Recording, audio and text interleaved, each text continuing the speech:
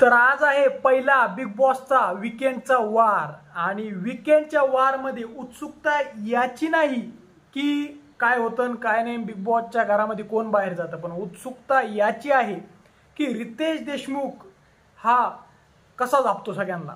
कारण की रितेश देशमुखचे सगळ्यांनी गुड साईड बघितलेली आहे, जेनेलिया सोबत तो दुसतो सगळ्यांनी गुड साईड त्याची बघितलेली आहे, पण बॅड रितेश हा कोणी बघितलेला नाही आणि आज आपल्याला बॅड रितेश हा बघायला भेटणार आहे. तर मित्रांनो, बिग बॉसची एक खबर आता मी तुम्हाला सांगणार आहे, बिग बॉसमध्ये नेमकी आता काय घडलेलं आहे.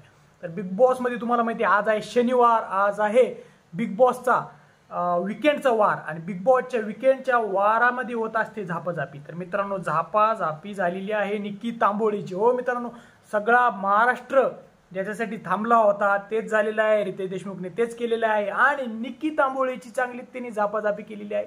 निक्की तांबोळी खूप वाईट वर्षा उसगावकर बद्दल बोलली होती, तिचे शब्द खूप चुकले होते आणि त्याबद्दल त्याला दर्शिता रितेश देशमुख असा बोलला की तू मराठी माणसाचा अपमान केलेला आहे. वर्षाताई ह्या खूप मोठ्या ऍक्ट्रेस आहे, ठीक आहे तुला भांडायचं तू भांड, पण वर्षाताईंचा अपमान तू खूप वाईट पद्धतीने केलेला आहे आणि त्यांचा अपमान म्हणजे महाराष्ट्राचा अपमान.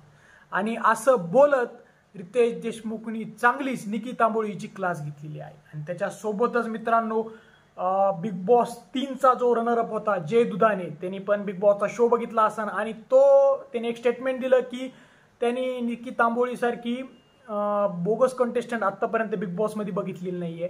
वर्षा उसगावकरचा खूप अपमान झाला, आम्हीही बिग बॉसमध्ये भांडणं करायचो, पण कोणाचा इतका अपमान होईल असा आम्ही कधीच केलेला नाहीये. आणि जय दुधानी ही निक्की तांबोळीबद्दल खूप डेंजर बोललेला आहे. निक्की तांबोळीची त्यांनी रितेश देशमुखला बोललेला आहे की तिची चांगली क्लास घ्या. आणि तुम्हाला माहिती आहे मित्रांनो, एवढा जर राग सगळ्यांचा आला असेल तर निक्कीची कशी झापाझापी होईल.